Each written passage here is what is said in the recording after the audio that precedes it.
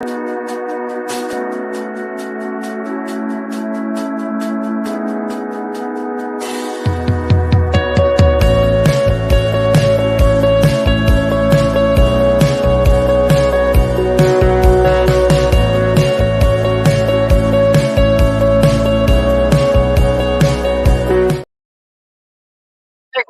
Spengler, the Santee Swapper, here for the episode of Scouting Hot Finds Live that is really kind of an experiment for me. I'm calling it the Unboxing-O-Ree. In scouting, everything can be an O-Ree. Shout out to Chris Jensen. He actually has a collection of O-Ree patches, and I don't know how many he has, hundreds of different iterations of the idea of a freeze-O-Ree, hiker-Ree, camper-Ree. You kind of get the idea. So actually this idea came from going on a walk with my wife. We walk the dogs at night and talk, and I was telling her how it's kind of coming up to the end of the year, and I was thinking, well, the holidays, maybe I should go back and kind of like re-air an episode or something from one of my podcasts. I have a podcast, Scouting Hot Finds Radio, that has like over 100 episodes now, and some of them go all the way back to 2012. So I'm sure many of you have not ever listened to them. And so I thought, well, what if I publish one of those? And I said, do you ever listen to those episodes, like in your podcast, when they say this is a classic episode? And she was like, no, I don't ever listen to those. It's like, oh, okay. So I was trying to think of an idea for what could I do something a little bit different here coming up towards the holidays. And then it was just one of those moments, like I was actually at the Y on a treadmill or elliptical machine, and I don't know where the idea hit me, but I had all of these smaller collections that I have purchased, really going back the last September, October, November, like the last 3 or 4 months. And I had not opened them because I typically schedule everything for this unboxing deal. And so it came to me like I could just unbox like a dozen collections and let that be the content for the episode. And so that's what we're going to do in this show. It's not going to have a video recorded guest, none of that kind of stuff. We are going to have a giveaway actually. And that's be the first thing we'll do is go ahead and give away the item from last week. But that's kind of the format. So let me throw it up here. We have a little thumbnail that can show you. Here's kind of the format we're going to go with. So the first thing we'll do is we'll have the giveaway from last week, which you might remember is a World Jamboree set. And I'll give away that patch set. But then the rest of the content is really going to be, I'm calling it a baker's dozen because I actually added an extra one here. So we have 13, if you will, but that's probably, not a lucky number there. So we'll call it a baker's dozen of collections. And we're going to do all of those back to back to back in one live show. So that'll be kind of fun. The giveaway item is this guy right here from last week, and we will pull that up in just a second and also make sure to give that away. So this episode will look a little bit different. It's going to involve me kind of working with the controls a little bit more to make this interactive. And so one of the things that will happen in this episode is that we will have live comments available. So what I'm going to do is just put this reminder up here that you can feel free to leave comments during the show. And I will keep a tab open on my screen so that I can see the comments. And I'm hoping in this way that this episode especially will be a little more interactive. And perhaps as I'm showing you the stuff, then you can, make comments on it, or there is a sort of big thing happening on the internet with live selling. You may have heard of the website Whatnot. And so this is not a live sale. I don't have any of that set up. There would be no way because I have no knowledge of what's in the boxes. But I would say that if you see something you're interested in, if you leave a comment, I may or may not be able to respond right back at that moment, although I am going to leave that window open for me to see. But it's possible that I could go back and either in a break or at the end, I can go back through the comments and then reconnect with you that way. I will post this in the chat. So this should appear there, that if you are watching this on Facebook, the way that Facebook and my platform StreamYard work is that on my end, it will show up as just Facebook user in terms of the comments that I see. And so if you want Facebook to actually let StreamYard see your name and your profile picture, you click on this link, streamyard.com/Facebook, and you can give permission for StreamYard and Facebook to talk to each other. And then I can see actually who you are along with your comments. So we'll see that. The other thing I'm going to debut in this Scouting Hot Finds Live episode, it's something I tested yesterday, and I think I've got it all figured out. And that is using a secondary digital camera so that I can actually make this a little more interesting. So, give you an example here. In previous times that I've done live unboxings on the show, maybe I would have done something like this: said, "Hey, look at this World Jamboree neckerchief. Look at this World Jamboree jacket patch and patch." Now, what I'll be able to do today is something a little different. So let me show you this.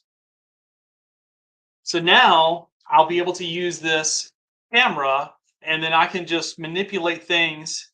And I think especially for this episode, this live unboxing episode, that this will be fun to be able to just literally slide the items up here and let you see it sort of zoomed in. So that'll be kind of interesting. It'll make it where it's not just me like trying to hold up things to the camera, but then you could see them. And as I'm going through a pile of patches, I can throw them all over there on the camera. So I think that'll work. As I mentioned already, I did do a bunch of unboxings yesterday getting ready for this, and I found a couple of odd things. So let me just show you this one thing I got.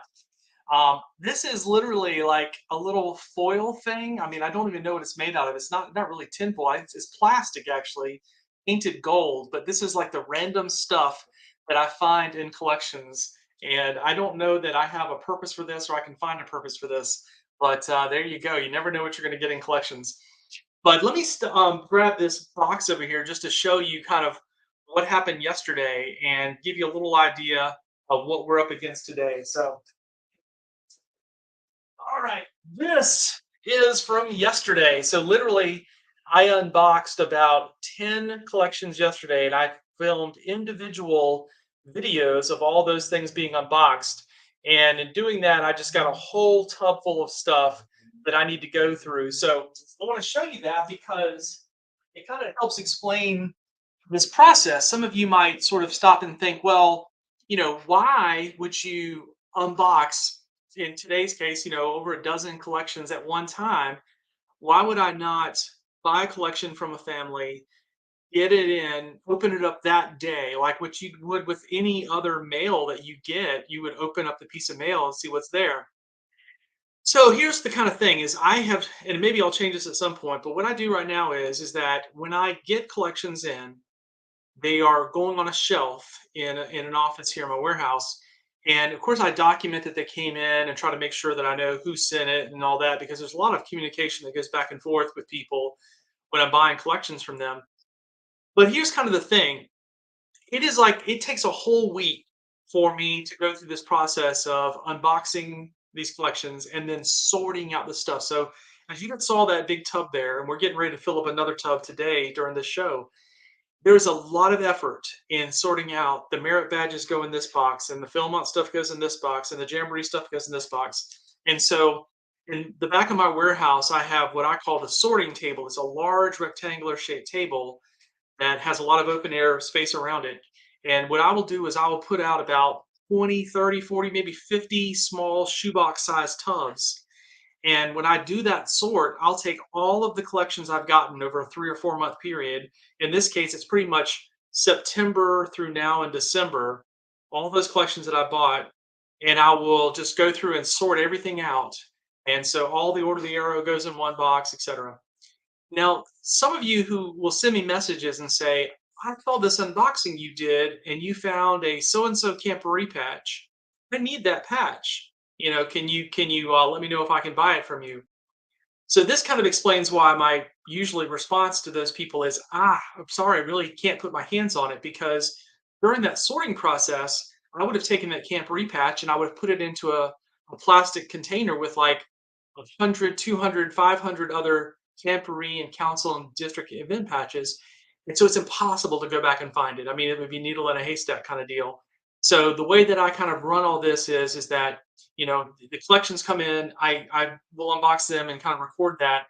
Then eventually, when the sorting happens, everything gets sorted into like similar containers, and then that's how I focused on kind of organizing everything. And so you'll kind of see that a little bit today as we go through this unboxing. You'll see I'm just going to put everything in another clear tote that I have off camera here, and then I will come back around and over the next couple days to finish out this week, I'll go and work on that. And so it'll be fun. It's kind of it's I enjoy what I do. It's fun to play with patches. So all right, let's go ahead and give away last week's giveaway. Of course, we will have a giveaway this week. I'll tell you about that in just a second. So let me pull this up. So this is King Sumo. We had 202 entries. Let me click ready to award. All right. And so it is a email address here, HCL7717 Yahoo. And not exactly sure who that person is, but I will email them after the show and make sure that they find out that they are the winner of this giveaway. And that will be a good time. So for this week's giveaway, here's what we're going to do. We're going to have fun with it, make it a little interactive. I have not pre-selected the item that will be in this week's giveaway. So the link isn't created yet. I have to kind of take some pictures and get the link created. But when you get to watch this in the future, or even later today, give me about an hour after the show's over, eat some lunch and do this. We are going to sort of pick something from these unboxings to be in the giveaway. Because after all, that's essentially what I do in anyways, is I unbox collections and I'm like, well, this is something really interesting, unusual, different. Let me give this away. And that's kind of what happened with that 71 Jamboree stuff. I had bought a collection where a guy had some 71 Jamboree stuff. And I said, okay, well, maybe a Jamboree set would be something that would work for a giveaway. So again, I've mentioned it before, and we've got it there. Feel free to leave comments today during this show. If you see something you think would be a good giveaway item, then let me know about it, and we will throw it up there. So all right. So here's kind of the rhythm of how this is going to go. Right off camera there, I have over a dozen collections. Some of them are in boxes, some of them are in manila padded envelopes, that kind of thing. So I'll just bring them over. And really, if you've watched any of my unboxings, you'll know what I try to do is I sort of view it as like telling a story. So a lot of times when I'm buying collections from people, they're sort of in a situation where no one in their immediate family is interested in the collection. And a lot of these collections are literally just someone's personal stuff. Me as a true patch collector, I have checklists and I'm buying patches from all over and I'm buying stuff that I didn't attend. Typically what we see in the collections we're going to open up today is this is someone's personal scouting history, if you will. They attended these events. If it's a neckerchief, they earned it. They bought it from the trading post back in 1972. This is their authentic scouting. And so what I like to try to do is go through and kind of, see if I can pull out the clues to what they did. Things like were they an Eagle Scout? Did they go to Jamboree? What part of the country did they grow up in? You can even tell sometimes, Order the Arrow, different things like that. And so, just kind of unravel the story. So we'll try to do that a little bit as we go through today. All right. So I have no idea how long this episode is going to last. It may not be very audio friendly since it's going to be very, very visual. So let me just remind you that you can go back on YouTube and watch this. I know Facebook is not as good about saving old videos and making them easier to find. But if you go to YouTube, which I'll put this link up there, this is my playlist, scoutpatchcollectors.com/playlist, will take you inside my YouTube channel to all the unboxing videos that I have. This video will probably be linked as a live video. It might be in a different playlist, but you can still find it there. Shouldn't be any problem. All right, I think we're ready. So there's no particular order. I have got some, in some cases, I've written myself a little note on the box just so I remember that the person, kind of a little bit of what's in there, but I have not really like gone back through my email exchanges with these families in order to know exactly what patches are in there. So all that to say, I'm going to be just as surprised as some of you are watching this video what I pull out of these boxes. So let's begin the Unboxing-O-Ree. How shall we? Okay. All right, so I've got a couple of pattern envelopes. These might be an easy way to warm up. So this one came to me from Bartlett, Illinois, and I looked back through my notes, but I didn't see any information about this collection. So this may be a bit of a mystery for me. I'm not really sure what's in here. And again, some of these collections could be super duper small and may not be worth a whole lot of money, but all of them have in common the fact that the family or the previous owner did not want this stuff thrown away. And so it's sort of like, I describe it sometimes in my videos as recycling. And so it looks like what we have here is a patch disc. All right. pull this guy out and a couple of loose patches there. So, oh my gosh. Oh no. Patch vest has been destroyed. It's like the scene of a crime. Oh no. Well, as I said, this is going to be very random what we find today. So let's play with this camera, and I'll kind of throw these stuff up here and show you guys what we got. So again, what you can see by a patch vest is going to be the time period and the location. So we see here, Calumet Council, Indiana, and I don't know who did this. This is sort of sad, but they cut the patches off, and there are some things here like book trail patch, for example. There is some interest in there. Here's the camp, and this looks to be 1980s because we see it again the second time here, 1985 patch, Pioneer Trails Camporee, 1982.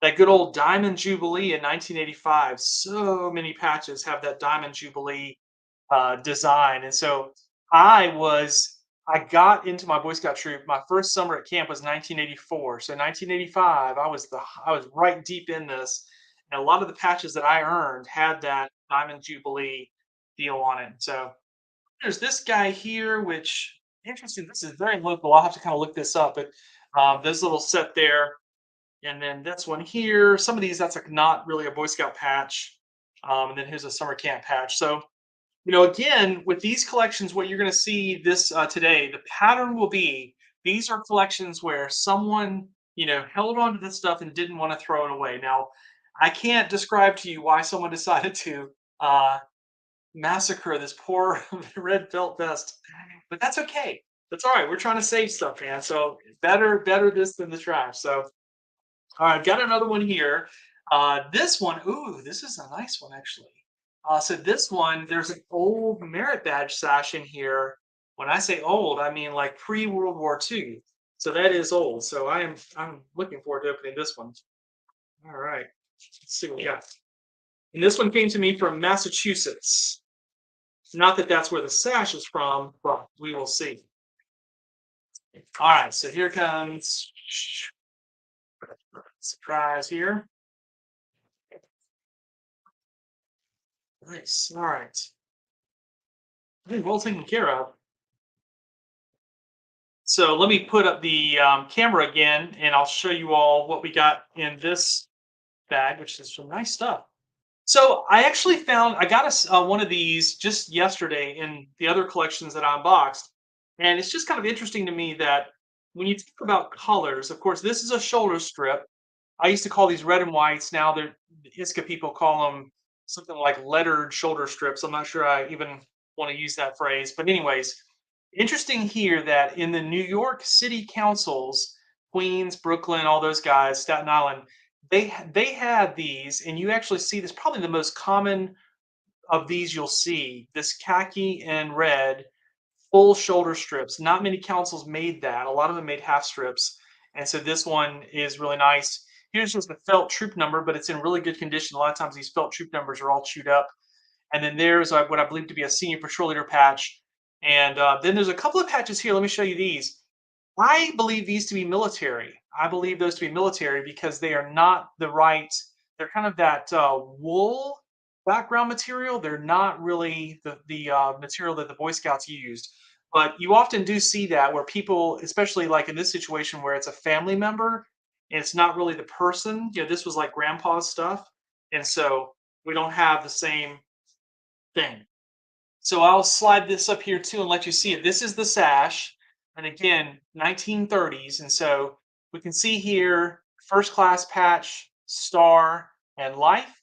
Here's something that some of you will not be as familiar with, this idea that you will have the pins, the tenderfoot pin, and you will have a second class pin. But these are really nice, these squares that are pre-World War II. And then you get up into the merit badges. The way you can tell a pre-World War II merit badge is very simple. So it's the color of the material, and then also it's the spacing around here. So if you look at the material of this sash, you'll notice that, and I realize the lighting may not be just right, but the colors match up very well. Like this color, which I would describe as sort of an olive, kind of a more of a coffee tan color, matches up with the background twill of that. And so you have, I think this was personal health, and that's carpentry, and that's athletics. first aid, civics. I believe that's reading or bookbinding. I seem to get those confused. Life saving, cooking. I think that's that might be athletics or civics. I kind of get these two confused, actually, to be honest. This is pioneering. That throws a lot of people off. And then swimming, camping, and then this one might throw you off. Would you know that that is basketry merit badge? And then here we have a felt 10 Mile River Scout Camp patch from Greater New York Council. So, you count the merit badges, 1, 2, 3, 4, 5, 6, 7. There's 13 merit badges. That's probably about right for someone to achieve the rank of life, not eagle. And so that's probably dead on. So this is a beautiful sash. It's actually in really, really good condition. There's nothing on the back. Sometimes on sashes of this era, you'll find a lot of camporee and camp patches on the back. That's not something they do as much. The other thing that's kind of interesting about this one is how it's laid out, where the merit badges have spacing.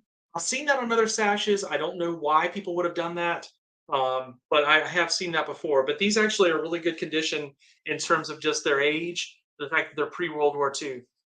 Just one more thing about this, and I'm sure in these collections we're going to unbox, we'll see other examples of merit badge sashes that are newer, maybe like post World War II.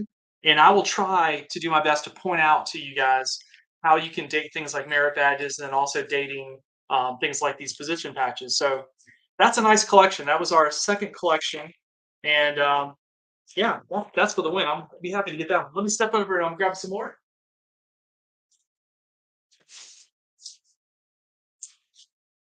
All right. This one, my note says this guy went from Cubs to Explorer. This has some of his son's patches, and his son was in Lodge 138. They have a beautiful design on their patch. Tasu Swaha. I'm not sure how you say that. But I will get into this.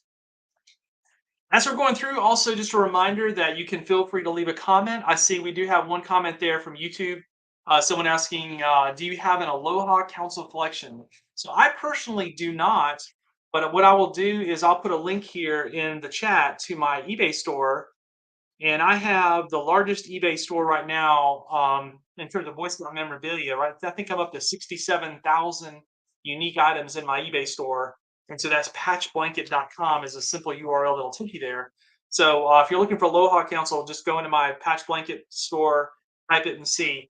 It's possible that today, going through these collections, we might randomly find an Aloha piece, but I don't know that I've ever gotten a collection from someone who was in scouting in Hawaii.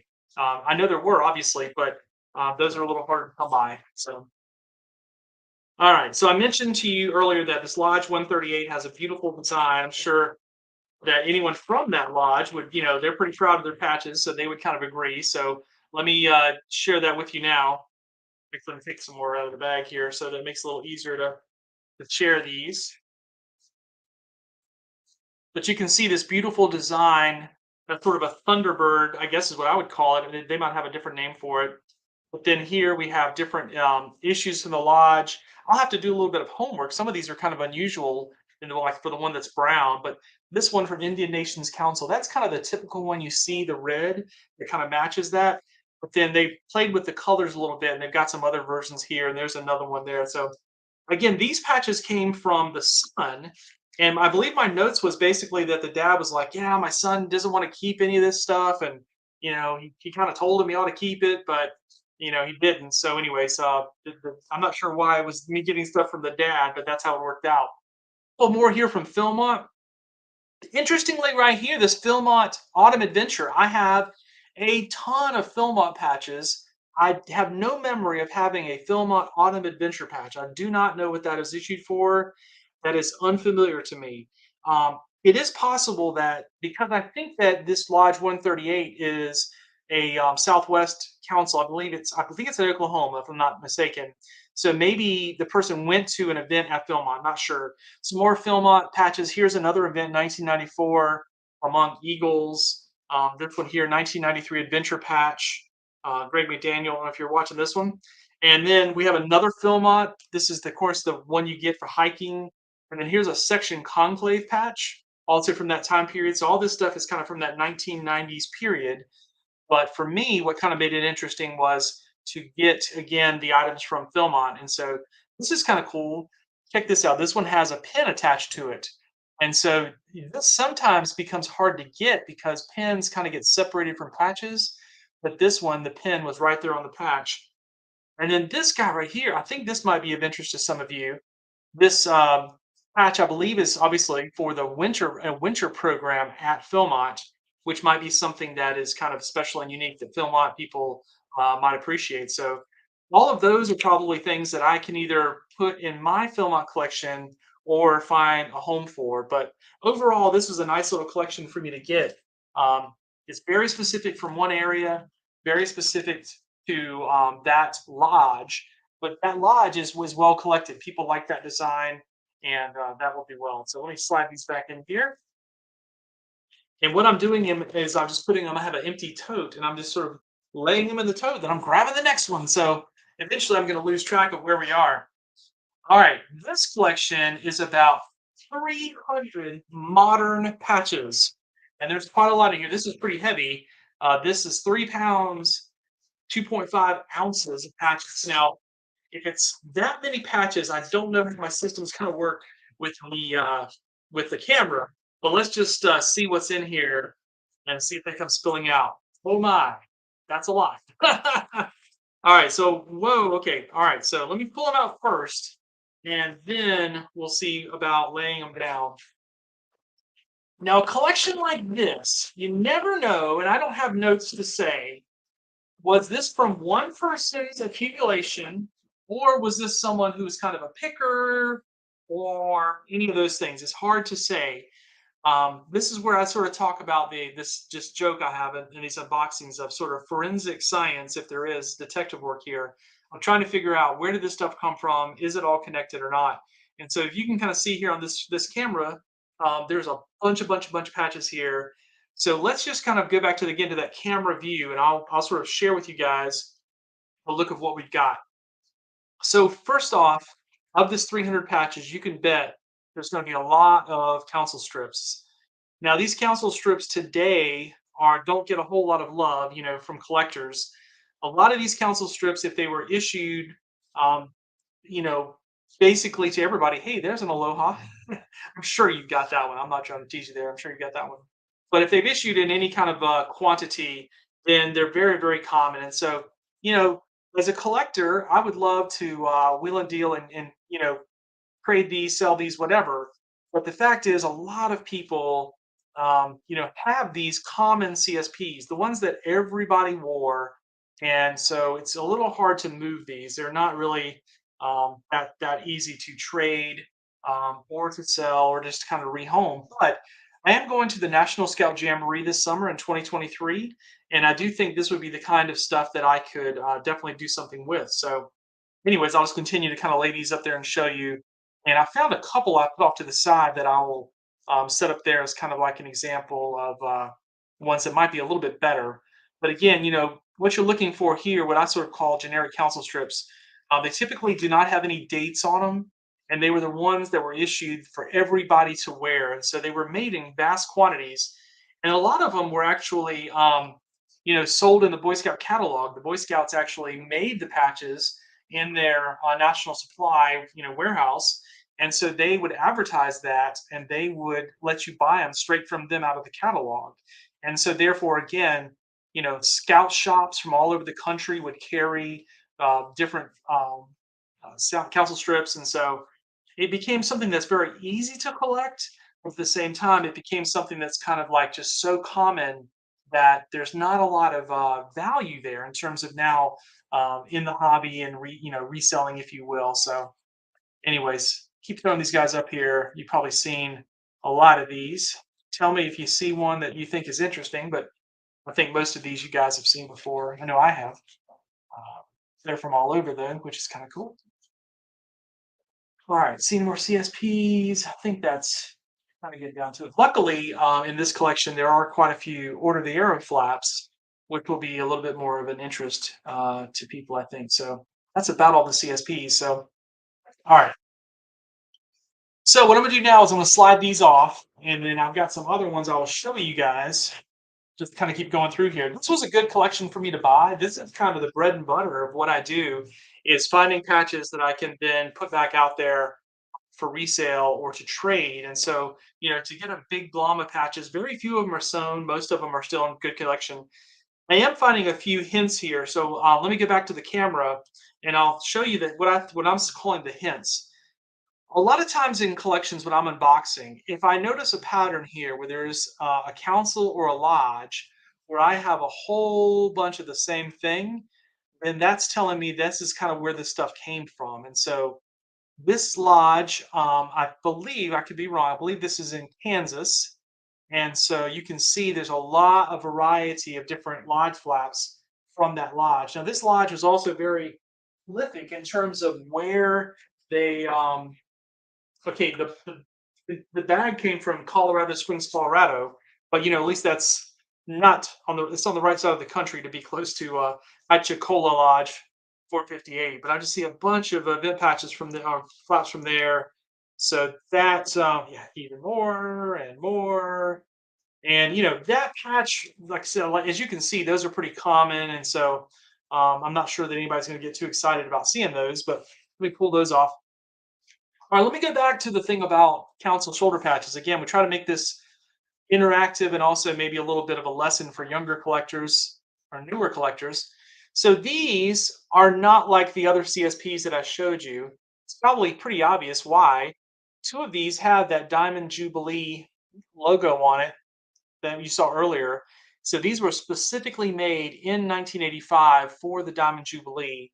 So we would call this a special issue, or the name that we use in the hobby is SAP, Special Activity Patch, a council strip that was made to recognize an event. And in this case, we have a Jamboree shoulder patch, a JSP. This is from, I think, the 89? Yeah, 89 National Scout Jamboree. Also that quiver, that's from Kansas. And then this one over here is a date. That looks like to be sort of like a council anniversary for that council. So these would be a little bit better in terms of like if you're going to sort of, rank the patches and say this and that. All right, we'll throw up some more over the arrow flaps. Most of these are sort of common ones that I have seen come through my hands before. I did just find a really nice one there, so I'll pull the good one back here. That's a decent one there from Minnesota. That's I believe they're S1 if I'm not mistaken. Tonkawa from Texas, Miwok. A lot of these are sort of modern flaps that have plastic backs, although a few of them are not. There's a few wills and other ones here. But you go to a NOAC, you go to any Order of the Arrow conclave. This is kind of the bread and butter of patch trading at those events, is trading lodge flaps. And this collection has them from all over. There's one from Pennsylvania, another one from Texas, another one from Texas. This one is from the Midwest, or out central part of the country, St. Louis, and then this one is from I think Kansas as well. I keep going here, Chicagami and NOLA. Here's from another from out west, one from Pennsylvania. There's Pittsburgh, Tamagana. We've seen that. There's one from California, Uyambuli. So a nice little stack of lodge flaps there that I am happy to get. I can always do something with. So a couple of different ones that are kind of interesting I'll throw up here. I'll have to do some history on this one. You can tell that this one right here has a different shape than the others. And so this is a twill. And so this of the ones I've seen, this is definitely the oldest flap I've seen. My guess is that's 1960s. Although being that it's cut edge, it could go back into the late 50s. So potentially that could be a very good flap. I'll have to look this one up. This one is not going to be a really valuable flap. Well, A, it's sewn. But I did want to point this out. This is Salinas Lodge 252, Los Angeles. But interesting to me as a collector, this lodge has lots and lots of chapter flaps. And so this just happens to be, I'll pronounce that WAPU chapter. And they have lots and lots of chapter issues. So I don't collect this necessarily, but I do like the look of that one a lot. And I think that's pretty cool. So, all right. In order to get through all of these collections that we're doing today, I really probably can't show you every patch, right? That would just get really cumbersome. So I'm just going to I'll look through here and see if there's anything else that stands out. And I'll maybe lay a couple of them up here that I want to just point out, maybe that feel like have a little bit of a story or something interesting to say about them. But let's keep scrolling here. Oh yeah, that's cool. Interesting. Okay. Okay. Yeah, I'm just laying a few of them up there that we can talk about, and then we will go from there. How about that? So what I'm looking at here, I'm seeing camporee patches, more event patches, things like that.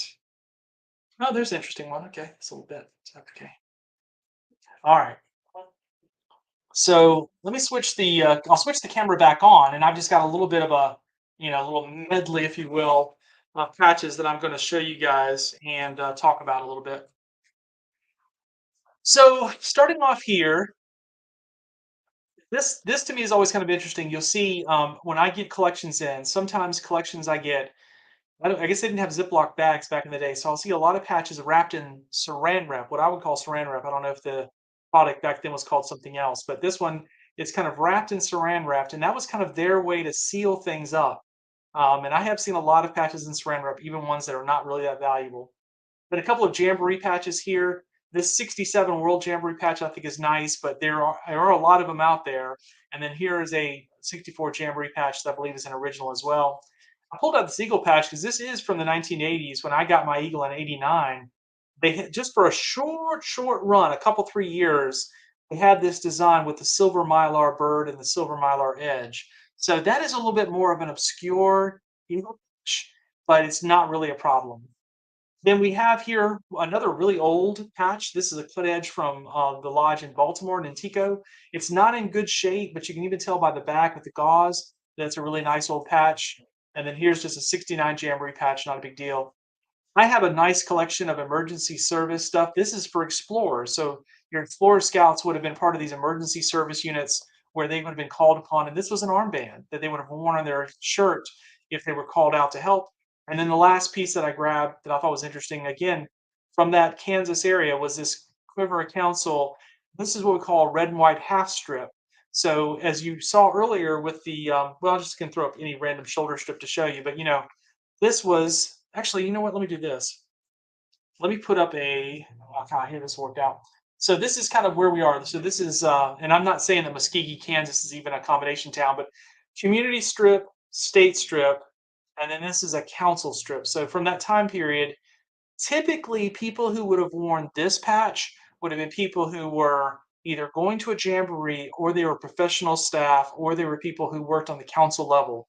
They weren't in a unit. A unit would have worn their town and their state versus someone who was more in their position identified with the council would have worn that. So anyways, again, in these unboxings, I try to sort of make this, I sort of try to tell the story as much as I can. Here's also a nice vintage 1960s Eagle patch. So there's some really nice stuff in here. This is a good collection for what I paid for it. So what I'm going to do now, I'm going to check the comments. I see someone saying there, sorry, I'm late. That's okay. I can't see who you are, so I'm just going to throw this out there again. If you're on Facebook and you want to participate and kind of let me see who you are, you have to go to streamyard.com/.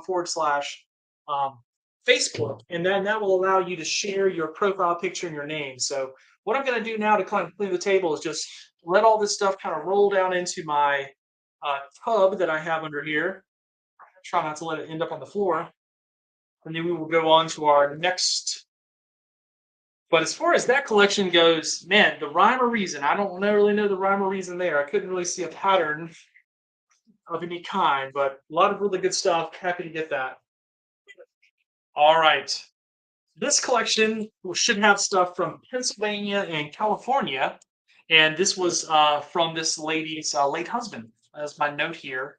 And so I got this one in back in November, so I've had it on the shelf just for a little while. Came to me in this box. Let's see what, and again, this will be a really good example of what I sort of talk about with that, you know, seeing what the story of the person scouting was. Were they in one area for their youth and then they moved and they were in another area for their adult part. So we'll kind of see what's in here. It's in one of those little almost like a pillow bag or something, like when you buy something from the department store, it comes in this kind of bag. So but a small collection. My recollection of this one is that I don't think I've actually seen this. Sometimes people send me a lot of pictures, and then sometimes I don't see very many pictures. So I don't think I see many pictures. But let's go ahead and use the camera and just kind of go through here and show you what all we have. So again, what was described to me was scouting in Pennsylvania and also scouting in California. Um, Here we go. Here's a little bit of a tip. So we see a couple of items from this Langdon Dowie Lodge 46, which is Pennsylvania Lodge. And then, oh, that's a nice looking patch right there. A nice fully embroidered patch. I'm not sure what it's from. And then some other ones here as well. Position patches from the 1970s. District patches. This is from Canada. Some of you would probably figure that out. Hamilton District. And so being a square patch like this, and you can see the fleur-de-lis looks a little bit different. So that's from Canada. There's another patch that has that, what I would sort of call foreign, if you will, fleur-de-lis, not the sort of Americanized fleur-de-lis that we use, but more event patches. Here you go. We have some people who collect these. SOAR, Save Our American Resources. And so this was like 1972. You had a lot of councils did events focused on that topic of saving our American resources. And so you'll see that little circle thing. There you go. There's another patch from Canada. So maybe this guy had some time that he was involved with some camporees where they had troops coming down from Canada or American troops going up there. And so we'll see there. This one, unfortunately, has got a little soiling on it. Shiloh military or artillery trail. Sorry, I like seeing those old trail patches. This is the Project SOAR patch from 1971. There's also another one from 1972. But as you can see, it says Project SOAR, and these were again encouraging scouts. You know, think about during that 1970s is that time period where you had that commercial with the Indian crying, and people were kind of waking up to the realization that we were doing some pretty harmful things to the environment. And so the Boy Scouts were, you know, to their credit, jumped in and really tried to do a lot of projects and work on that. And so that's where that program came from. Then there are also a couple of other ones here I set off. This Wright Memorial Trail, Belmont Jacket Patch you guys have seen. And what about this one? I'll lay this one up here and you all tell me if you've seen that. Is anybody familiar with this one, the March 1972 Philmont? I do not know if that is like an official Philmont patch or somebody went to Philmont patch or I don't know. So I'm looking at the comments. Facebook user says interested in the bicentennial patch. So if you can, I'll put back in the comments. You can tell me exactly which one. I will try to see if I can pull that out for you. So let's slide this off, and then we have a couple of neckerchiefs here. So Tuscaloosa Town, that's a scout camp, I guess. Probably again with Langdon Dowie. That's going to be connected to that. Troop 219. So maybe that's another troop from that area. Ah, here we go. This is a nice one. So Langdon Dowie Lodge, a nice fully, this is an embroidered neckerchief. And so, you know, a lot of lodges back in those days, the guys would have worn neckerchiefs to national events and things like that. So that's probably the single nicest thing that I've seen out of this collection. And then I will throw this up here just because we said California. So here is a Weatava Lodge event patch, Spring Fellowship, which kind of shows that the person also had some connection over there. So, all right, 74 ones. So what I'm gonna do is I'm gonna put these to the side. You mentioned that you were interested in the one with the square, and so I will put those to the side so I don't let them go into the giant tub. Because once they go in the giant tub, oh, I don't want to go looking for them. The only thing else we had here was some skill awards and random merit badges with plastic backs, so nothing too important there. So I'll just drop those without bothering to show them to you. So, all right, we've gone through another couple collections. So this is the Unboxing-O-Ree. Let me just go ahead and take a break here to probably, you know, I need to take a sip from my drink, but also show you a couple of things I just want to remind everybody about. So I've talked about this quite a few times, but if you ever get down to Charlotte, I do have an antique mall booth located in an antique mall called the Sleepy Poet. It's one of probably the best antique mall in Charlotte. It's on South Boulevard. The address that you see here is actually changed. They moved down the street a little bit, but still on South Boulevard. You can go to sleepypoetstuff.com to find out more about it. And my booth is absolutely 100% only scouting stuff. So let me step away real fast and grab the next couple of boxes, and we'll keep rolling with this. Again, just like we said with the comments, if you have anything that you're interested in that you see, just let me know, and I might be able to pull it for you. All right, next box is coming up.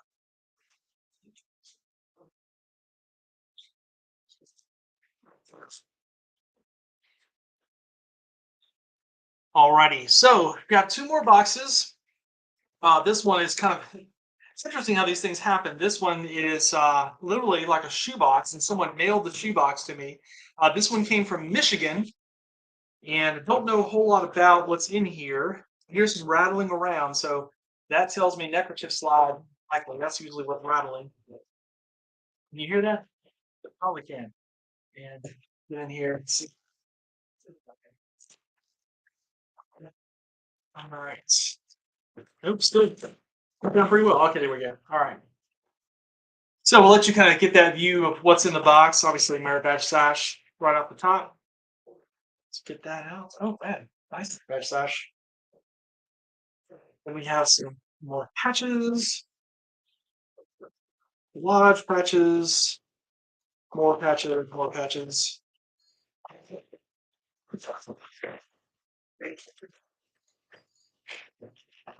Skill awards. That's what was making all the clanging sound was the skill awards. All right.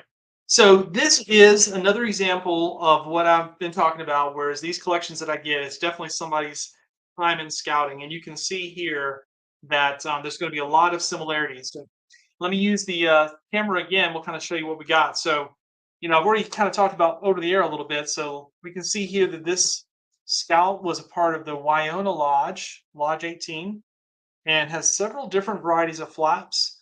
Some of them, like this one right here, is sewn, was worn on a uniform, and these others are not. But that's nice to get all those from that lodge. And then here's an older one from Lodge 5 in Pennsylvania. And then, this might be interesting to somebody who's a collector. So, a Wyona Lodge workday.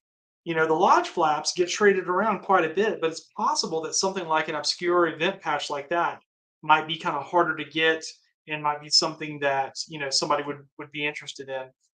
Also see some camp patches here. Now, check this out, the dates. There's one from 1957 from Camp, I'm going to call that Camp Levine. I'm probably pronouncing that wrong, but, I grew up in South Carolina, so I don't know how to talk. But then these other camporee patches here, summer camp, probably all from that same area.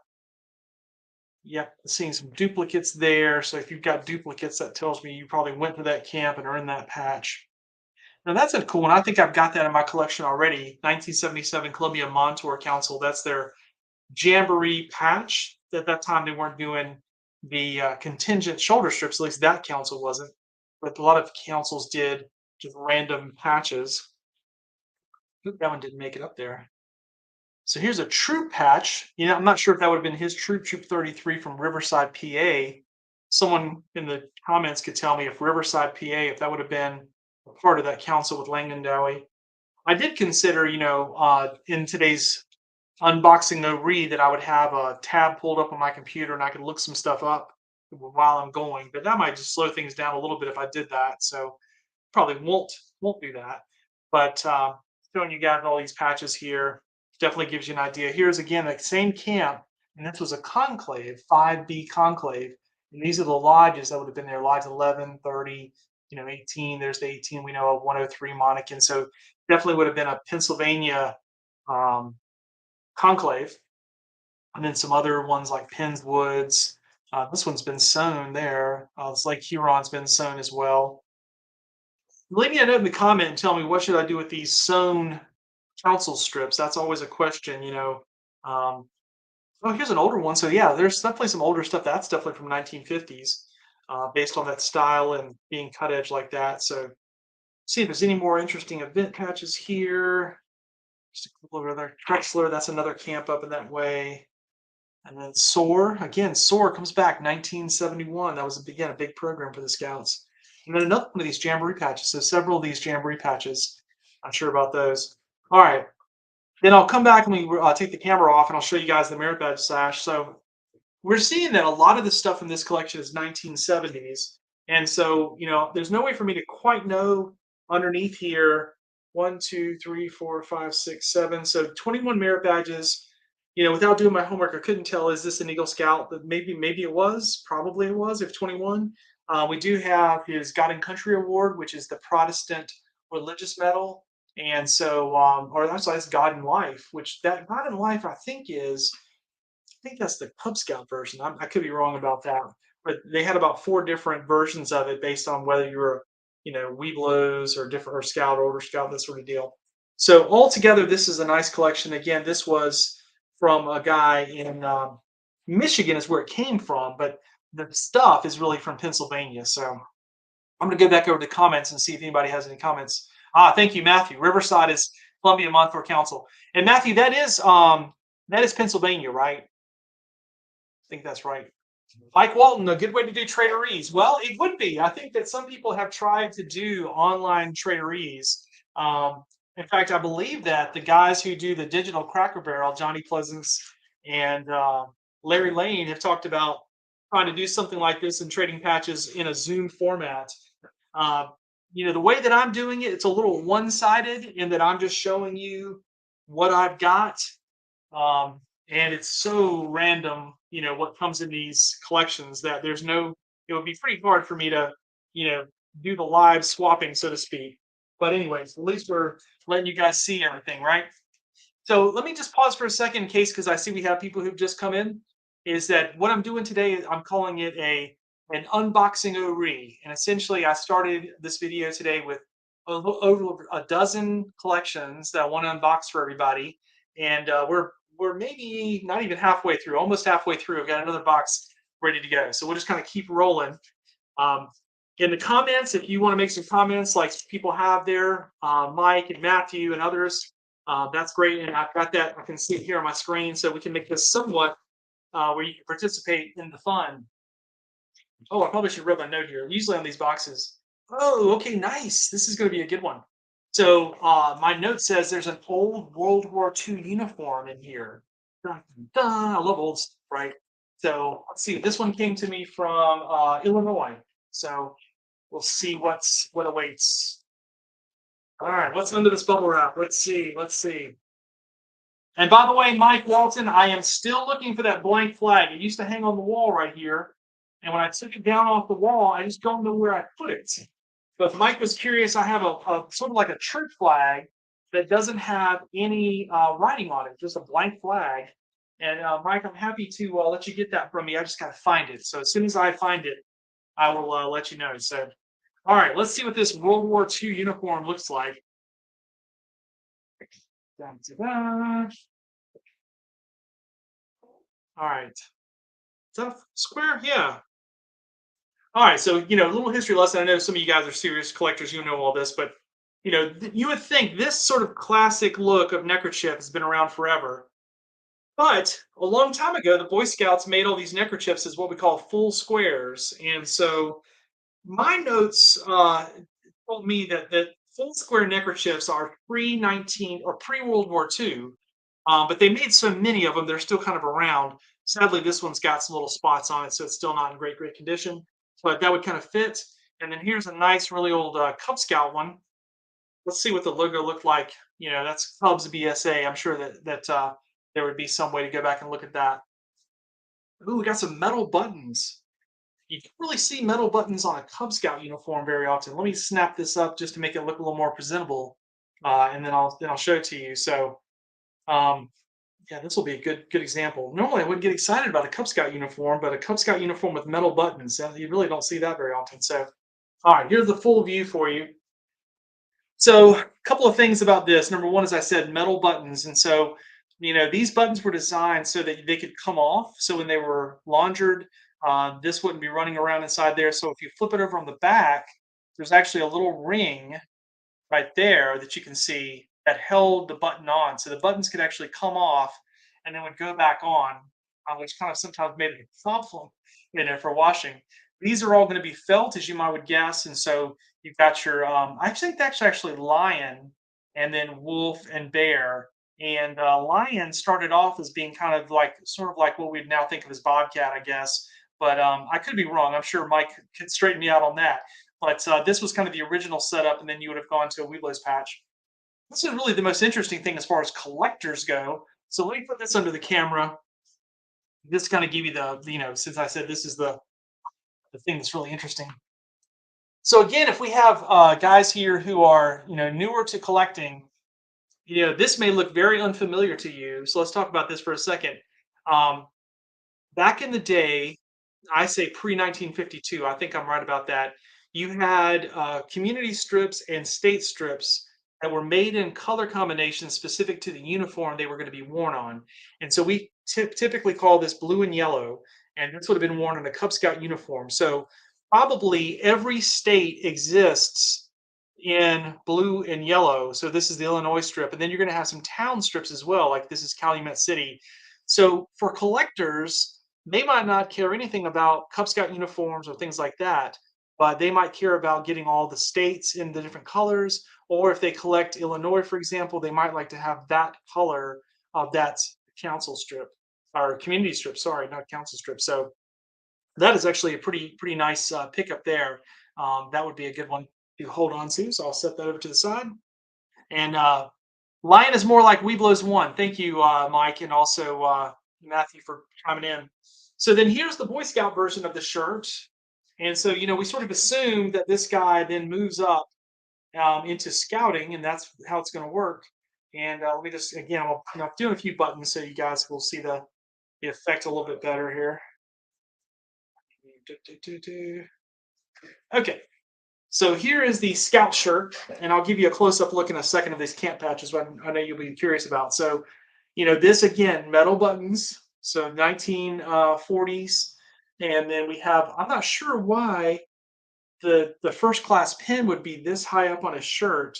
These are the old year pins, and so yellow, you can guess what that would have been. That would have been Cub Scouts, and then green backing for the Boy Scouts, and then of course Zero Blight patch. On the sleeve over here, we have exactly what we saw earlier. Well, this will be a good time to go ahead and switch the camera because I know you guys want to see those felt camp patches. So, all right. So let's just look at this. So again, going back to it, this is the style that the background matches the uniform. So the green, this is the khaki and red community or state strip and community strip, which matches.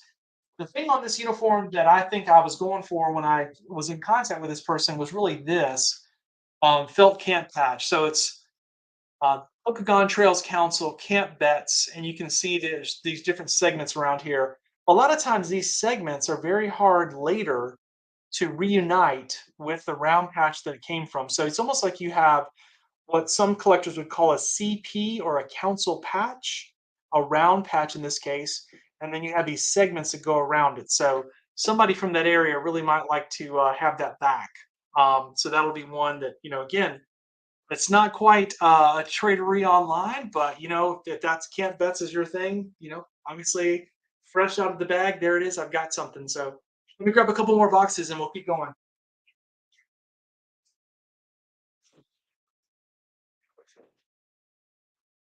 All right. Again, just to kind of catch up, if anybody's coming in late, essentially, I have been buying collections from people in September, October, November into December. And as they come in, I just kind of put them on the shelf because I'm not ready to create the debris in my workspace where I have to sort patches and deal with everything. So I kind of tend to batch process all of these collections that come in. And so had this idea today to do this Unboxing-O-Ree so that I could get a bunch of stuff unboxed and share it with people online. So this next collection is coming to me from Montana, and I have on my note here it's from the 1960s and 70s. So again, here's my caveat: the box is from Montana. I don't know that that's where the scouting collection is from, but that's where the person lives now that I bought the collection from. So let's see what's in here. It's always sort of a mystery to see what's in here and where stuff comes from. Well, I will say in this case, this is interesting here. This says Thomas's Boy Scout stuff, Tom and Marla's room. I mean, obviously, this is the box that this stuff has been in for a long, long time. Doesn't smell too bad though. So, all right, we'll take the lid off of Thomas's box and see what's in here. So, oh boy, got some paperwork there. Oh, okay. These are some letters he got for achieving Eagle. And looks like he got his Eagle in 1973. And so he's got some letters here from some different dignitaries. This is a letter from Alan Barber, Chief Scout Executive, and Robert Renneker, the president of the Boy Scouts. And then there's also one here from his council, which is the Greater Cleveland Council. So I told you, just because it came from Montana doesn't mean it's a Montana collection. So this looks like the scout did his scouting in the Cleveland Council, Cleveland, Ohio. So pull these out. Ooh, I see some goodies. All right. So maybe I should pull this out and then we'll pull out the box and get that down to the floor. Yep. All right. So letters, put those to the side. Little pile here. Package. That's unusual. The material on this neckerchief is really odd. Almost like a military thick thing. There's nothing on it. You sometimes see that in scouting though. You'll see neckerchiefs that don't have anything on it. And at the time, I'm sure that the scout knew what that was for. It's like this one here. It doesn't have any kind of silk screen on it, but maybe it was for an event. People with the blue and the red, they were the staff or they were something. I don't know. Not really sure about that. But all right, let me put up the camera and I'll show you guys some of the things that this scout had. So the neckerchief there, of course, the scout handbook. You've probably seen a lot of those. Sadly, someone decided to do a little art project there. Oh, this is really nice. Here's a plaque with his name on it. I won't put his name up there, but then a couple of other things that early 1970s Eagle Scout patch. Some people really, really like that. The general consensus was, though, that people did not like it because it was, didn't say the word Eagle Scout on it, so it did kind of eventually get replaced. Also have his Eagle cards here and all that. So what I'll end up with is the patch and over here is the medal. So I'll slide this up here and look at this Eagle medal. That's that guy there.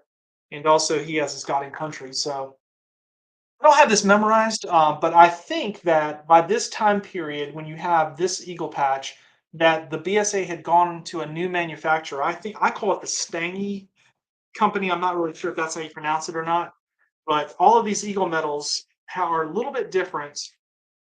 It really takes a book to kind of thank goodness for Harry Grove, rest in peace.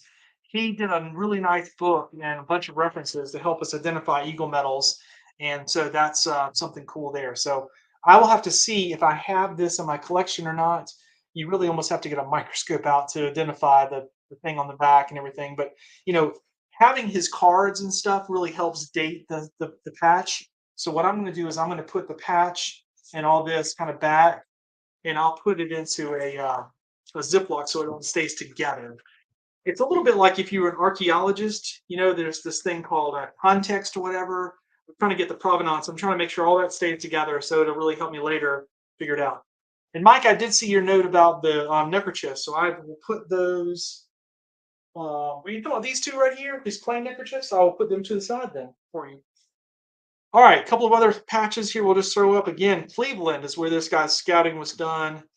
Here, Greater Cleveland. Okay, this is cool. Sometimes I get patches like this that are not Boy Scout patches, but I think are really fun. If you grew up during my time period and you were, watching the Looney Tunes, then a Roadrunner patch is pretty cool. Some others here. It's interesting. Look at that. Two collections in a row. Somebody had the Wright Memorial Trail patch, but it makes sense if this is an Ohio collection, he would have that. Uh-oh. Chris Jensen, would that go in your politically incorrect collection? Chris Jensen, who I mentioned already in this video, he has a collection of patches that are a little politically incorrect. I think they're Boy Scout patches, not just generic ones, but I think you can interpret that patch. And then here's like a pretty cool, actually, heat sign patch with the view there. So I've actually got that camp patch already, and then here's a few other Cleveland patches, things like that. So flip those away. Then we'll let you see the merit badge sash. So we know that this guy got his Eagle in 1972, 73. And so sure enough, you look at these patches, you see the silver border for Eagle required badges. That's of that time period. Now, probably what we can't see is on the back, probably these are cloth back merit badges, not plastic back, because plastic back merit badges, I believe, come a little bit later. And so this is that first run. Although maybe some of these down here further, they're a little more modern, but essentially a lot of these merit badge designs have not changed hardly at all in the last 40, 50 years. And so some of them can still be used over and over again. And then the only other thing he had of note that some of you might show any interest in is garrison caps. These garrison caps are really, they're a little different. Some scouts like them. Today it's kind of like a cool thing. And then he had a nice little, this is a wooden neckerchief slide. That's not a bad job at all. Carving that out. And then there's also a Cub Scout pocket knife. So some nice stuff there. So let me slide this stuff down. And again, keeping the Eagle neckerchief or the Eagle badge medals all together. And then we'll go to our next box. So this one, let's see if I have any notes on it. Okay. This is from, the stuff is from Virginia, and my note says it's from the late father and brother.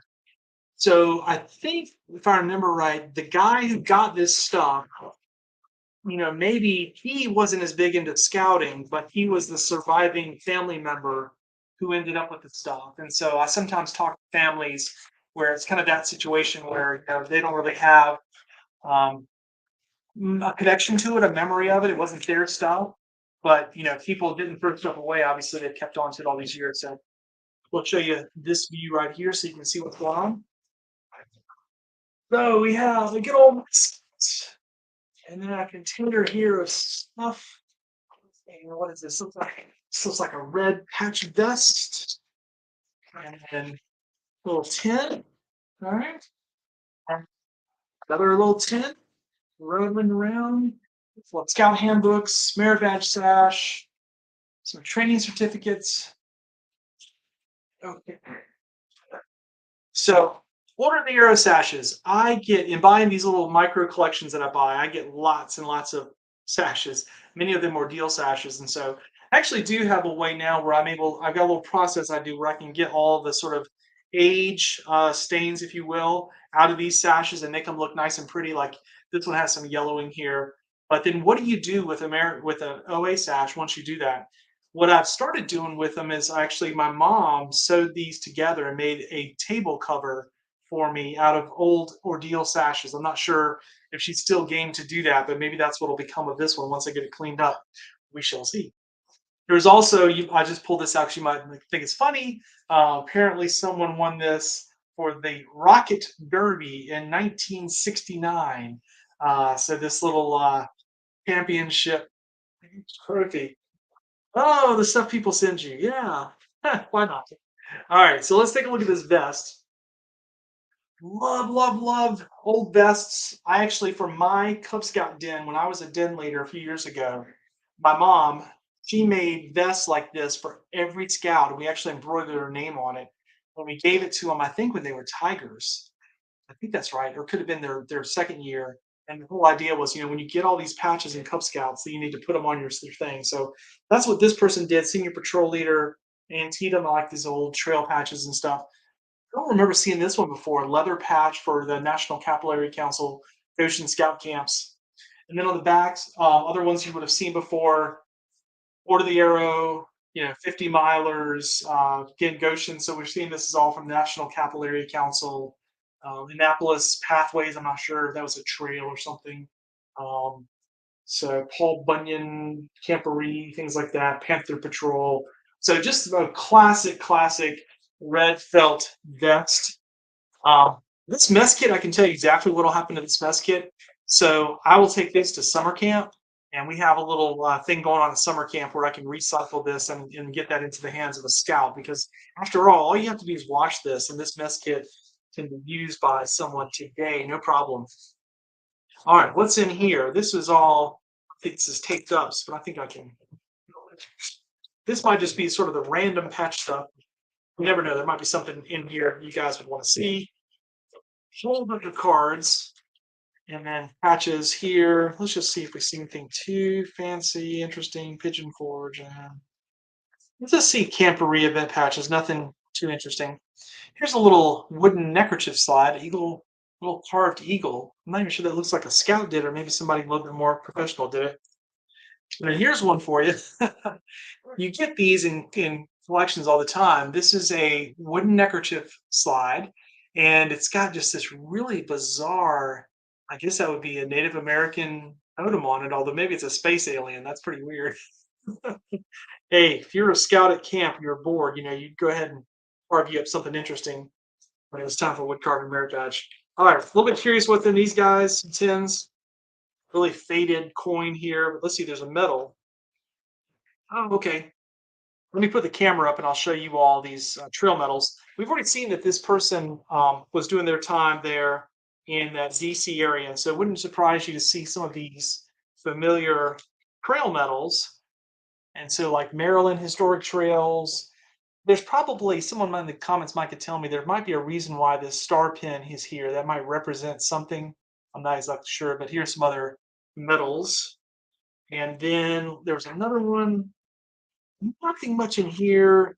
There was a little, let's see, there's a little scout ring that I can just show you. It won't lay flat, but anyways, it's a really simple scout ring. So that's, and then it's merit badge sash, which looks like, you probably would have got maybe up to life. I don't know if you could have quite gotten life there, but probably because there is a life pin in there. So that probably was as far as this scout got. So all right. Once again, we still have, now we're down to four. There are four boxes left in this Unbox-O-Ree. So let me keep going, putting all this stuff to the side. All right. Sorry, I should have brought that back. So a couple of other things I wanted to do here today was just remind you about a couple of things. Like, for example, we have a Facebook group. If you're not already a member, I see some of you in this chat I know are, but it's called the Scout Patch Collectors Facebook group. As I'm recording this, we have over 18,000 members in that group. We started back in 2012 and it's been going strong. So if you're not a member of Scout Patch Collectors, go to Facebook and request to join. We do have approve all the memberships, so we try to keep it clean and make sure that we, filter people out and don't get any spam. But things are pretty good there. The other thing I wanted to make sure I mention is that Best Hobby Pages, this is a premium storage system for your patch collection. I am the owner of Best Hobby Pages. I bought it from Joe, who started the product back in 2009. And you can go to besthobbypages.com, check that out, and you can get a great system that is designed to store your collection in a plastic binder. And a lot of people really rave about it. Go check it out. All right.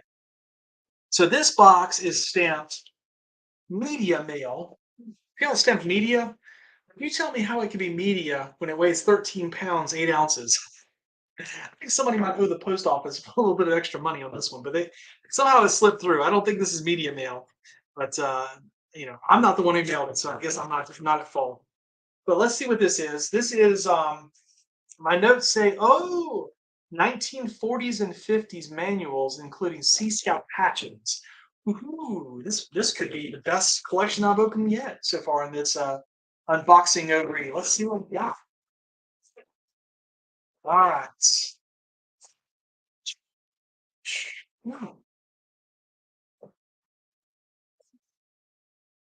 Here we are. Nice. So I will confess, a lot of times when I'm buying collections from families, I tell them I don't buy books. And the simple reason for that is because I have Rubbermaid tubs full of scout books. And, it's just like my little thing about ordeal sashes I said a few minutes ago. Almost every collection I buy, the person went through the ordeal in the Order of the Arrow and has an ordeal sash. What do you do with them? Well, what do you do with like the 20th copy of the Boy Scout Handbook from the 1960s?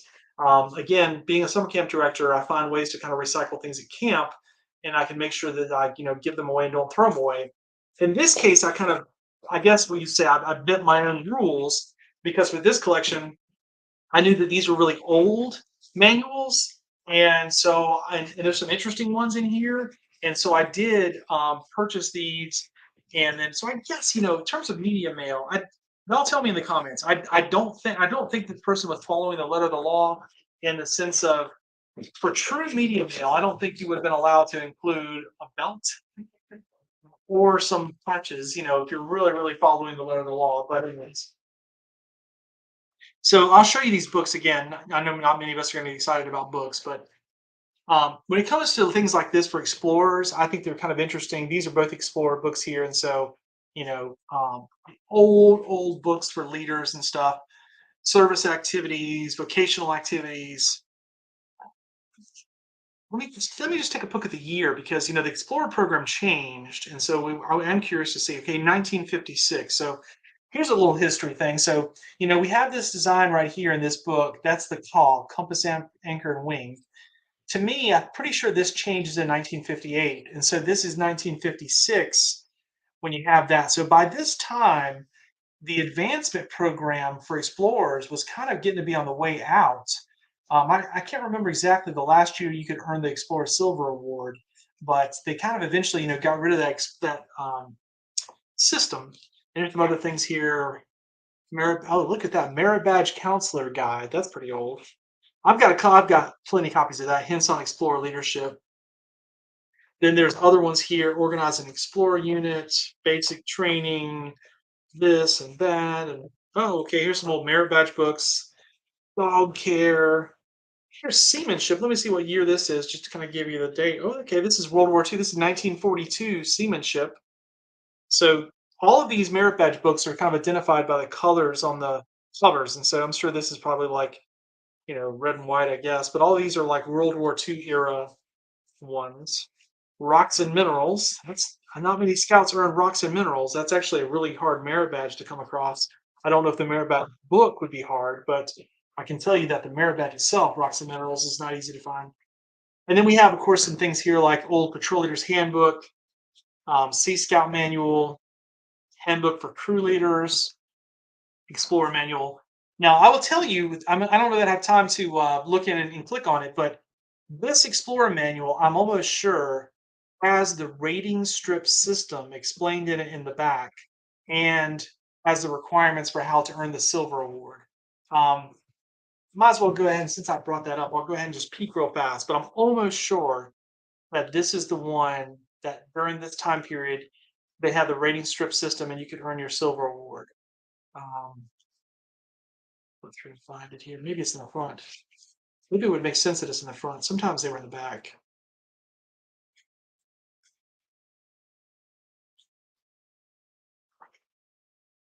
Oh, yep, there it is. Okay. Ratings. Here you go. So again, I'll just click on this. So here's how the Explorer system, the advancement program worked back in the day. This is in chapter 2 of this book, the ratings system. And you'd see that there's all these different strips here. And there's looks to be about 9 of them mentioned here. And then the requirements were here. And so these are the things you have to do in order to get the rating. There was an outdoor activity, a social activity, a service activity, and then you have to do 8 of the skills and then reviewed by basically like a board of review, and then you could get the rating strip. And so, like, here's the aviation rating one, and again, they all have requirements that you do. And then there's the communications one, and you go on through. So the deal was, this is how the advancement system worked going towards silver.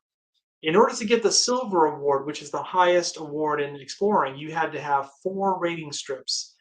I don't believe any of them were required. So of the 9, you had to earn 4 of them, and they wore them on their shirt sleeves. And so this, I always sort of like this manual because this really takes me back in time to that time when explorers before, when they had the old advancement system. So sometimes it's kind of neat to go back and read the actual manuals and kind of coach yourself back up on this. Look at this old one right here. Slide this under the camera and see how old this is. Fundamentals of the Boy Scout Movement. Again, this is why I bought this collection. I don't normally buy collections when all they have is paper stuff, but in this case, these really, really old manuals, I wanted to recycle them and kind of get them. I'm trying to see the date. Let me just see if I can pull this back. Sorry, guys. This one's a little sticky. I can't seem to get the page folded back. This is printed 1945. So 1945, again, all that matches the time period we're looking at. But I think it's really pretty cool. So let me just see if there's anything else interesting. More books, more pamphlets, more books, more pamphlets. Hiking, Scoutmaster training. Oh, look at this. This is kind of cool. So this is what people, I believe, would call a tan. That says Farming Home at its Planning, which is another one of those really hard to get merit badges from that time period. And that's old tan merit badge book. So of merit badge books, that's the one that is this style is not the very, very first style, but it is pretty hard. So I think this is pre-World War II, if I'm not mistaken. I'll take a look at here and see what the date is, but that's a very old one. Yeah, 1930. Yeah, so that's a 1930. Let me just throw this one up here since I've got it. So this is the exploring book that replaces the one that I just showed you. So if I look at this one and I look at the dating on this one, I think this one's going to be like 58 or something like that. Yep, copyright 1958. So this book, when this comes out, the rating strips are gone, the silver award is gone, the advancement system is gone. This is this version of exploring, which is that rocket, what I call the rocket V design. I think there might be another name for it, but that explorer system did not have any advancement at all. So, and an old handbook. So there are a few patches here. I do not know my Explorer Explorer stuff or Sea Scout stuff as well. So I'll slide these under here. Let me get the comments back up in case you have any. But here are some old Sea Scouts. These are of that same 1950s, 40s era. And the reason why I say that is because Sea Scouts, it becomes Sea Explorers later. They merge them all together and they become Sea Explorers. But, and then this is another clue. Look at this guy. So this compass anchor wings patch, this is the universal emblem for explorers in the 1950s, but it's the first version, which is got a blue background. And then you'll probably look at this patch and say, I thought these were red. Yeah. Later it goes to a red, and that's the much more common example of this. But the earliest version of this compass anchor wings had that blue background. And this might be something special. Just based on the time period, if I look this up and find who were the Mound Rangers, this is basically, to me, looks like a unit patch. Well, we should call it a crew patch, shouldn't we, if it's an Explorer crew? Who, I don't know who they are, the Mound Rangers, but that's a pretty nice piece there. So, all right. So that was an interesting collection. I told you guys I didn't know how long all this would last today. I see that there's a really long video, but there's still some of you on here. So we got one, two, three more boxes to go, and the Unboxing-O-Ree will be completed. So let me put these books away. I have not a really organized collection of scouting handbooks. I do like getting these old training manuals and stuff. I think they're interesting, but I don't really have a collection of them. At heart, I'm just really a patch guy. I have to complain and confess to you guys. All right, let's keep going. So we've got here, my note says old uniforms. All right, and this box does not feel very heavy. So yeah, this does feel like it might be not that bad. This one came to me from Texas. So again, the way this works is no promise that these are Texas uniforms, but that's where the box came from. So let's see what we got. I don't think I've ever had anyone use aluminum foil as a packing material, but you know, there's no food on it. Okay, pull this out. A few elements here. All right, this is cool. This is a winter hat. And I don't know the time period. I have to look probably in Mitch Reese's old book. The only problem with these is they are inevitably made for people with tiny heads. So if I tried to wear this, I'm actually going camping this weekend. I'm going to be teaching Citizenship in the World Merit Badge at a winter camp. But there's no way in heck that this winter cap is going to fit me. But that, to me, that is cool. I really like the design of that, and that would keep you warm if your head was really small. Oh well. Of course, Garrison cap, Cub Scout sort of beanie cap, and then some shirts here. Just curious if there's any interesting patches on the shirts. Oh, here we go. Okay, so yeah, here's a khaki and red community strip here from Green, I guess in New York. Well, those are all like with they have little stick pins holding them in there, which is kind of unusual. And this is unusual too. This would not be really authorized. The person has their scribe, bugler, and patrollier patch all on the same sleeve, so they just never took it off. They just kept adding to their file. And this uniform has a Star Scout. Let's see what this one is. This one is blank. There's really no patches on here. No, there's a troop number. Looks like the other items have been removed, but it's a decent size. See, that's one thing about getting old uniforms. Sometimes you get them and they're really, really small, and it's almost like no human alive today can possibly wear this. This actually is fairly big. The tag has been ripped off, over time, so they can't read it. But it's a nice dark color. It actually looks like, if I was to look at this, I would say that's a size large. I don't know that it would fit me, but kind of like a grown teenager, I think it would fit. Then here's a Cub Scout uniform. This one has plastic buttons, but hey, there we go. Still felt with green New York. And this is, again, we've seen a few of these examples with the late 1940s, early 50s. You have those colors. But unlike the other one we saw, this has plastic buttons, does not have the metal bands. And then finally, a merit badge sash with just enough patches to get star, so that tells us it goes with there. And these are 1950s. Let me just, this is the first example we've gotten this whole unboxing of merit badges from this time period. So let me make sure I mention these.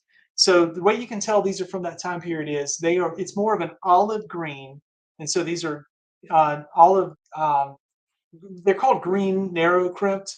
And so they're a crimped edge that's folded underneath, and they sort of match the color of that uniform from that time period.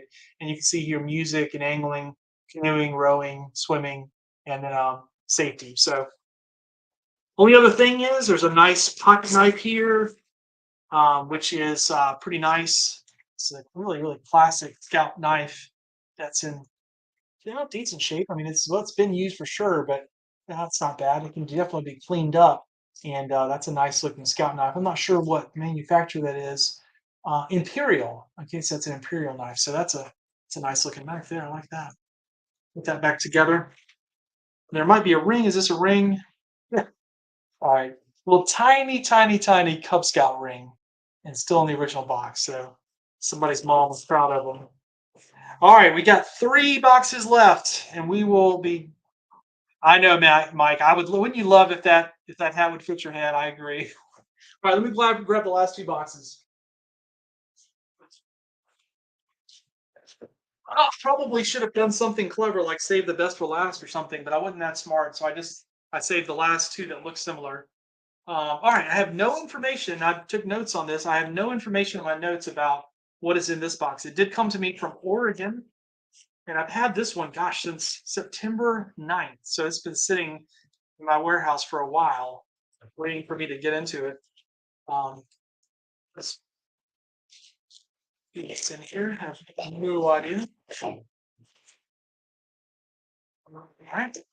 Things are really carefully packaged, though. These poly bags. All right. We got a little bag here of. I'm trying to get an idea of the age here. Oh, saw something in there kind of old. So I don't know if it would be. Let's see. Cut into these poly bags. Might be time to sharpen my scout knife, huh, guys?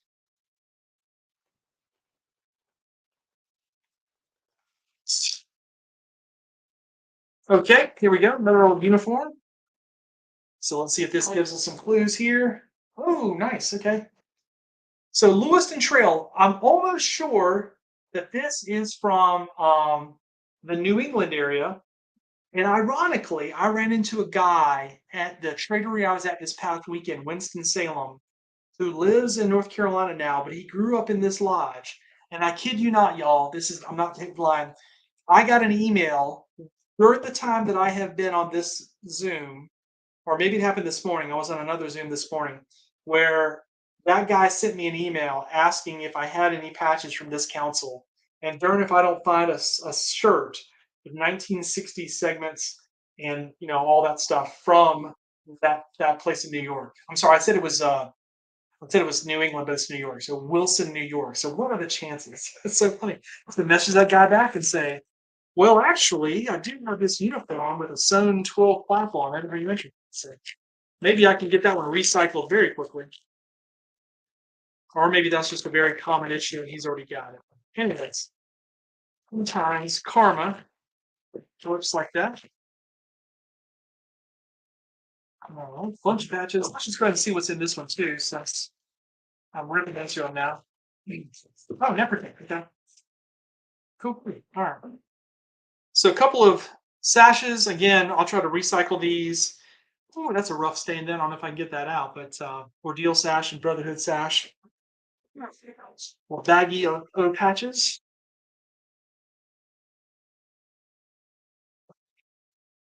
Ooh, I actually see something really good in here.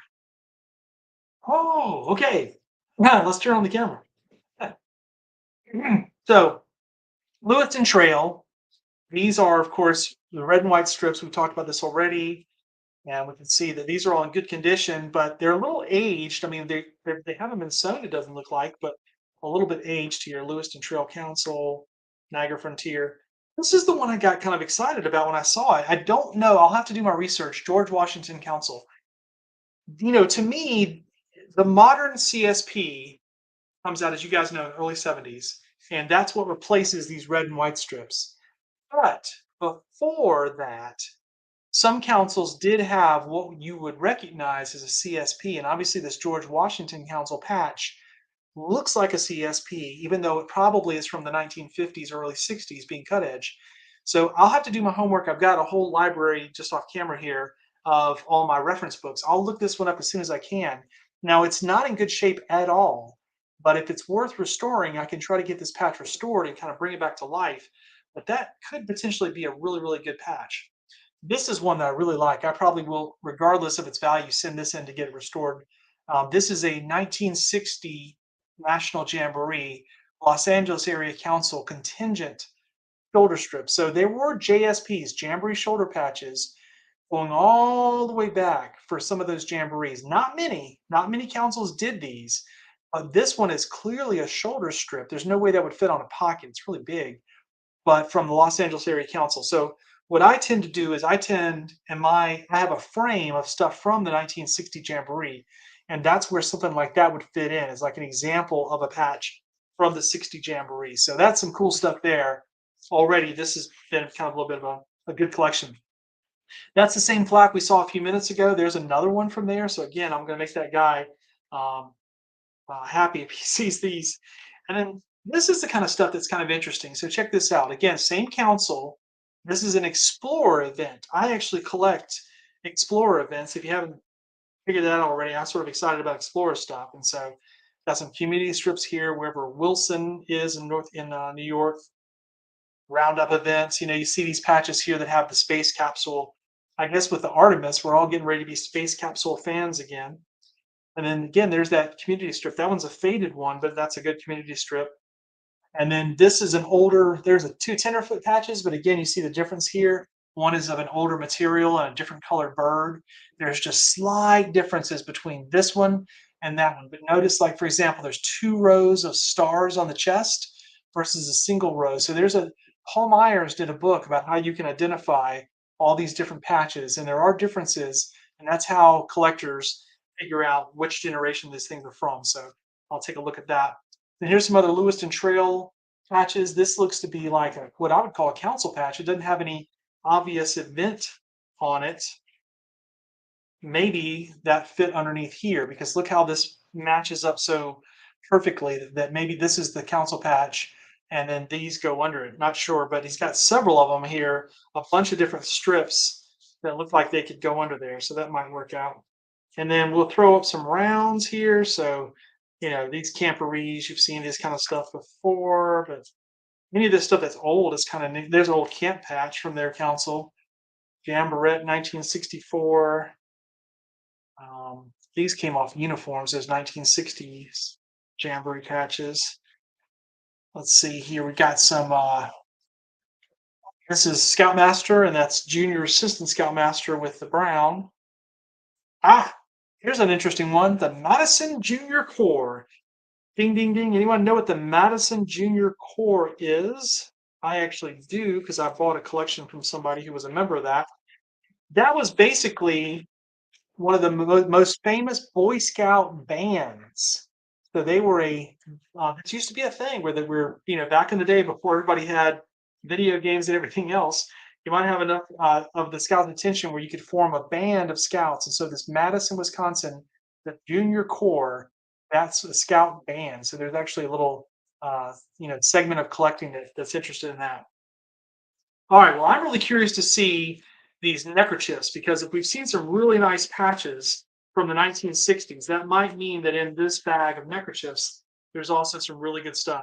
In the interest of time, I won't pull out ones that are really common that we've seen a bunch of, like jamboree stuff. But let's see if we have anything here. We're showing you guys some of them. I'll have to spin them around to see.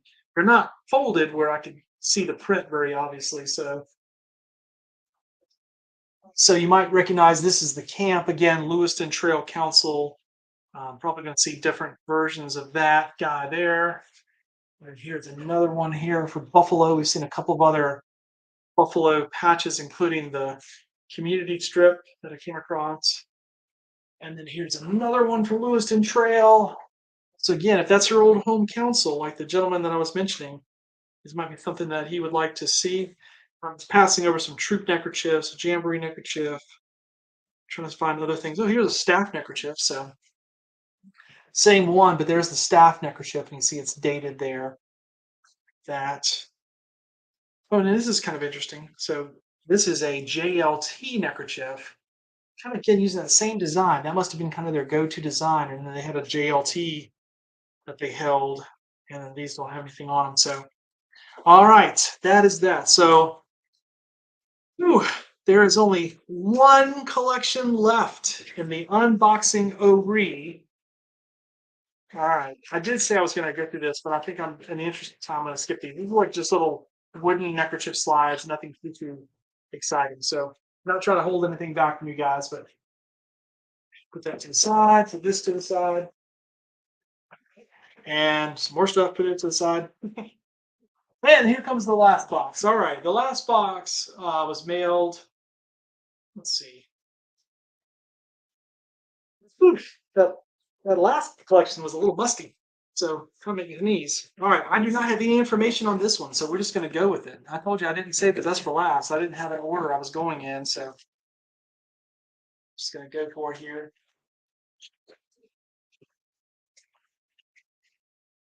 See what's in here. Oh man, this is not a Boy Scout cap that I recognize at all, and so that's kind of been through there. But look, it's definitely kind of old if you look at the inside of it. Look at that sort of leather band. I mean, that's definitely not very modern, but it's like a baseball cap, but it's like an older baseball cap. That's what it looks like. So that's a little different. Stamp collecting. Merit badge. Oh, okay. This is always good. This looks like an Eagle Scout presentation case. Some random pin. Okay. Uniform here. Here. Stays together. Yeah, this is definitely kind of the class collection I described where it's one person's time in scouting. So first thing here, you might recognize this. As I'm opening it, this is probably going to be the fire starter kit. Yep. So I can hear that little jangling around in there. There's your like little stone, and there's a little sparker thing, and there's your tinder. And so this would be what you would use to start your fire with. A couple of uniforms here. Unfortunately, some patches taken off, but this was a patrollier uniform and first class and Camp Cherry Valleys, SGVC. I think that's San Gabriel Valley Council. So I think that's California, if I'm not mistaken, right? Yep. And then this one's Ventura County Council. So this is a more modern one. Could have been 70s or 80s. Let's see if the patch has any date on it. Camp Witzett's 35th year, Great Western Council, USA. So I don't have a date on it, but this style of uniform, as you guys know, is sort of the Oscar de la Renta style that comes out of the 1980s and we wore all the way through the 1990s with those red templates. And then this one, Cub Scout shirt, got all the Weeblos colors and everything. That looks like the time when I was in Weeblos. I think that's what the achievement pins look like with those. They didn't have any color on them. And then, yeah, I had this one with the beads. So that's kind of from the time period when I was in Cub Scouts as well. Let's see what's in this one. Some skill awards wrangling around. Oh, okay, here we go. All right, let me use the camera here and throw some things up. So this doesn't match, so that is much, much older than what we've seen. And here's again, that's a late 1980s, like 1989 Eagle Scout patch, Ventura County Council. So You often get these in collections where there's a little bit of, dad stuff or uncle so and so's stuff. Here's a little troop neckerchief. Um, 128. I think that might be a You think it's a California vulture? It might be a California vulture there. Oh, interesting. What in the world do we have here? I wonder. Do you think this is legit? I do get some military stuff in collections that's kind of like, hand me down, grandpa had this kind of stuff. This looks just not to be authentic though. I mean, it's got safety pins on the back. It's made of a very flimsy material. I think this is probably some kind of a replica kind of thing. There's no way that's real because if it was anything real from World War II, it would be much heavier. I know you can't feel it here, but that I think is some kind of replica. So put that one to the side. I don't want to give it too much attention. Um, what else? What else? Yeah, merit badge sash. Well, this would make sense. You're gonna have a nice merit badge sash here because we have his Eagle medal. And so this Eagle medal is from the early 1980s. That's the one my brother would have gotten when he got his Eagle. And then this Eagle, sorry, the patch, then the medal would go with that. So I'll have to, again, consult Terry Grove's book to see exactly which manufacturer made that and go back and take a look. But I have a great collection of merit badge and Eagle medals and stuff. So I'm always happy to get those. So, all right. Well, there's no way that I thought that this would go on for an hour and 41 minutes. However, I did need to unbox all these collections because my process now is, and I'll show you the box just kind of to help finish the video. So this is everything that's been unboxed in the last hour and 41 minutes has gone into this tub. I got a few things set over to the side because some of you requested some things, and I'm trying to hold them for you. But what I will then do, probably starting tomorrow, is go through this box and again sort it all out: merit badges, rank patches, everything else, and try to bring some order to this chaos. So if you are still watching this video, I really appreciate it. Let me just throw a couple of things up there just to kind of tell you again who I am and what I'm up to. So this is my business card information. Jason Spangler. I have a business selling scouting memorabilia. I have a warehouse in Charlotte, North Carolina, where I run this operation out of. Of course, that's where I'm filming all this from. And this is basically what I do. I buy small collections from families, helping them recycle their scouting memorabilia. Sometimes I buy big collections, but a lot of times, as you've seen today, it's just that one little bag of stuff from somebody's time where they've held on to it all these years. They didn't want to just throw it out. They wanted to make sure it got back into the hands of scouting. So that's what I'm all about. So my last thing is we have to figure out what is the giveaway from this unboxing. So in the chat, let's go back to the chat. In the chat, if you can think of anything you saw that you think would be interesting, let me know, and I will try to offer that up as the giveaway. The way that you can get and participate in the giveaway would be to go to the link here, and it's not set up as the time as I'm filming this right now. I don't have it set up, but in about an hour from now, I'll get it all set up. Scout Patch Collectors / prize, and that will take you to this King Sumo link where you can sign up. On there, you'll see the picture of whatever I pick out of this collection in order to offer up as the prize. But that's kind of what I'm looking at. So, all right, thanks very much. I appreciate everyone who's been in the chat. Let me go back and thank you here, Mike and Matthew, especially, who participated a lot, and a couple of other people, Facebook user who I couldn't, didn't show me your name, so that's all right. Jason Spangler, the Santee Swapper. Thank you very much.